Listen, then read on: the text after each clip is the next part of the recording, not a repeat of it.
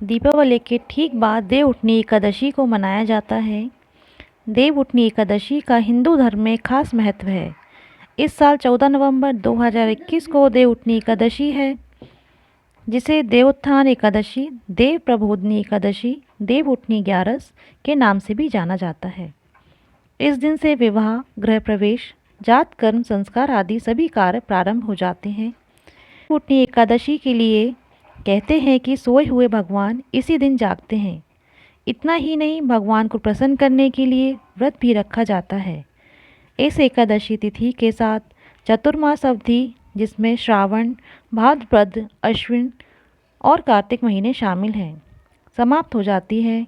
ऐसा माना जाता है कि भगवान विष्णु शयनी एकादशी को सोते हैं और इस दिन जागते हैं।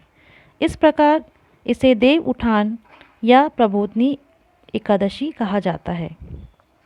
देवउठनी एकादशी तिथि 14 नवंबर 2021 सुबह 5:58 शुरू होगी, जो कि 15 नवंबर 2021 सुबह 6:39 पर ख़त्म होगी। एक माह में दोनों पक्षों, कृष्ण पक्ष और शुक्ल पक्ष की 11वीं तिथि को एकादशी का व्रत रखा जाता है। प्रत्येक एकादशी श्री हरि को समर्पित होती है, लेकिन हर एकादशी का अपना एक अलग महत्व होता है। इसी तरह से कार्तिक मास की शुक्ल पक्ष की एकादशी का विशेष महत्व माना गया है, क्योंकि इस दिन भगवान विष्णु 4 माह की लंबी निद्रा से जागते हैं। इसलिए इस एकादशी को देवोत्थान या देवउठनी एकादशी के नाम से जाना जाता है। आम बोलचाल की भाषा में इस देवउठनी 11 को दयोडान से नाम से भी जाना जाता है। इस बार देवउठनी एकादशी 14 नवंबर 2021 दिन रविवार को पड़ रही है।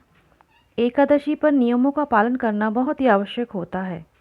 इस दिन कुछ कार्य वर्जित माने जाते हैं, इसलिए भूल कर भी यह कार्य नहीं करने चाहिए। एकादशी पर उससे एक दिन पहले भी किसी तरह से मांसाहार या तामसिक गुणों वाली चीज़ों का सेवन ना करें।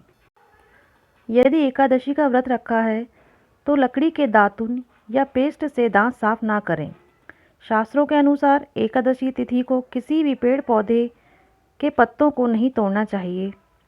एकादशी के दिन खास तौर पर तुलसी ना तोड़ें, क्योंकि ये विष्णु को अति प्रिय है। भोग लगाने के लिए पहले से तुलसी तोड़ लेनी चाहिए, लेकिन अर्पित की गई तुलसी स्वयं ग्रहण ना करें।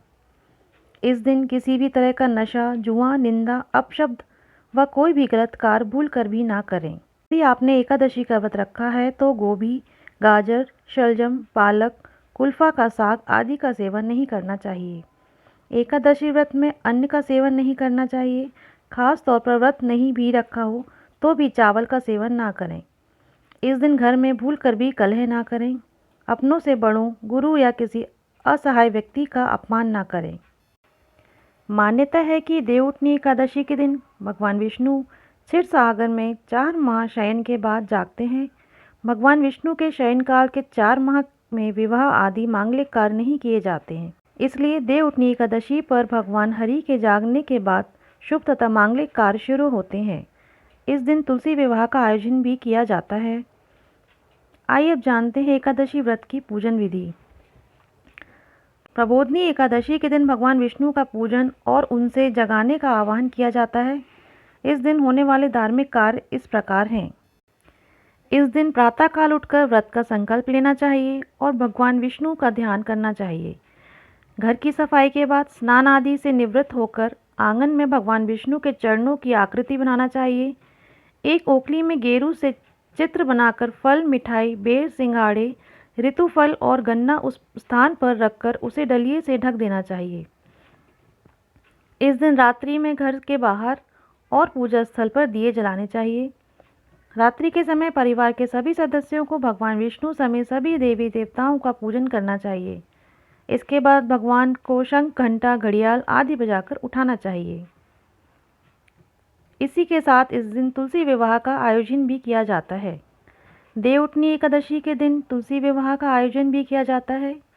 तुलसी के वृक्ष और शालिग्राम की यह शादी सामान्य विवाह की तरह पूरे धूमधाम से की जाती है।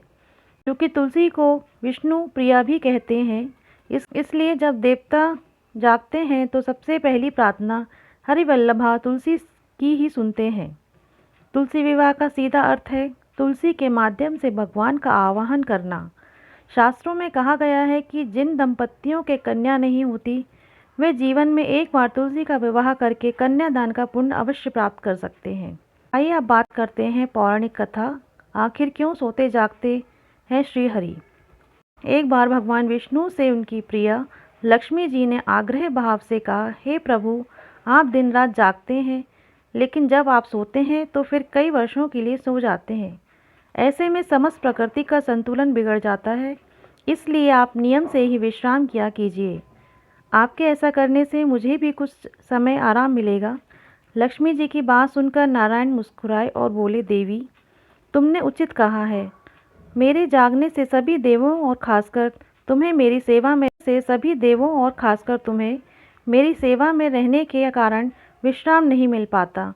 इसलिए आज से मैं हर वर्ष 4 माह वर्षा ऋतु में शयन किया करूँगा। मेरी यह निद्रा अल्प निद्रा और योग निद्रा कहलाएगी, जो मेरे भक्तों के लिए परम मंगलकारी रहेगी। इस दौरान जो भी भक्त मेरे शयन की भावना कर मेरी सेवा करेंगे, मैं उनके घर तुम्हारे सहित सदैव निवास करूँगा।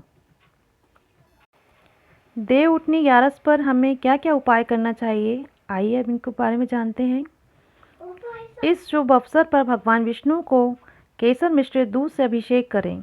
मान्यता है कि ऐसा करने से विष्णु जी प्रसन्न होते हैं तथा मनवांछित फल की प्राप्ति होती है। इस दिन प्रातः जल्दी उठकर नदी में अथवा घर में गंगा जल मिलाकर स्नान करें। ऐसा करने से जीवन में आपको समस्त सुखों का प्राप्त होता है। ध्यान रखें, स्नान करने के बाद गायत्री मंत्र का जाप जरूर करें। माना जाता है इससे स्वास्थ्य अच्छा होता है। धन वृद्धि के लिए आप एकादशी के दिन विष्णु मंदिर में सफ़ेद मिठाई या खीर का भोग लगाएं। भोग में तुलसी के पत्ते जरूर डालें, इससे भगवान विष्णु जल्दी ही प्रसन्न होते हैं। 11 यानी एकादशी के दिन विष्णु मंदिर में एक नारियल व थोड़े बादाम चढ़ाएं। इस उपाय को करने से आपके सभी अटके कार्य बनने लगेंगे और सुखों की प्राप्ति होगी। एकादशी के दिन आप पीले रंग के कपड़े, पीले फल व पीले अनाज पहले भगवान विष्णु को अर्पण करें। इसके बाद ये सभी वस्तुएं गरीबों व ज़रूरतमंदों को दान कर दें। ऐसा करने से भगवान विष्णु की कृपा आप पर बनी रहेगी। इस दिन शाम के समय तुलसी के पौधे के सामने गाय के घी का दीपक लगाएं और ओम वासुदेवाय नमः मंत्र का जाप करते हुए तुलसी की 11 परिक्रमा करें। मान्यता है इस उपाय को करने से घर में सुख शांति बनी रहती है और किसी भी प्रकार के कोई संकट नहीं आता। देवउठनी एकादशी के शुभ अवसर पर दक्षिणावर्ती शंख में जल भरकर भगवान श्री हरि विष्णु जी का अभिषेक करें। इससे भगवान विष्णु और माँ लक्ष्मी दोनों प्रसन्न होते हैं और जीवन में धन वृद्धि होती है। धार्मिक मान्यताओं के अनुसार इस दिन यानी देवउठनी एकादशी के दिन पीपल के पेड़ पर जल चढ़ाएं और पेड़ के नीचे शाम को दीपक लगाएं। शास्त्रों में बताया गया है कि पीपल में भी भगवान विष्णु का ही वास होता है, इसलिए कहा जाता है कि इस उपाय को करना चाहिए। इससे कर्ज से मुक्ति मिलती है। उम्मीद है दोस्तों आज की ये वीडियो आपको पसंद आई होगी। अगर आपको ये वीडियो पसंद आई है तो चैनल को लाइक, सब्सक्राइब और शेयर ज़रूर करें और बेल आइकन को हिट ज़रूर करें। मिलते हैं दोस्तों अगले वीडियो में। तब तक के लिए सबको राधे राधे। जय विष्णु भगवान, जय माँ लक्ष्मी।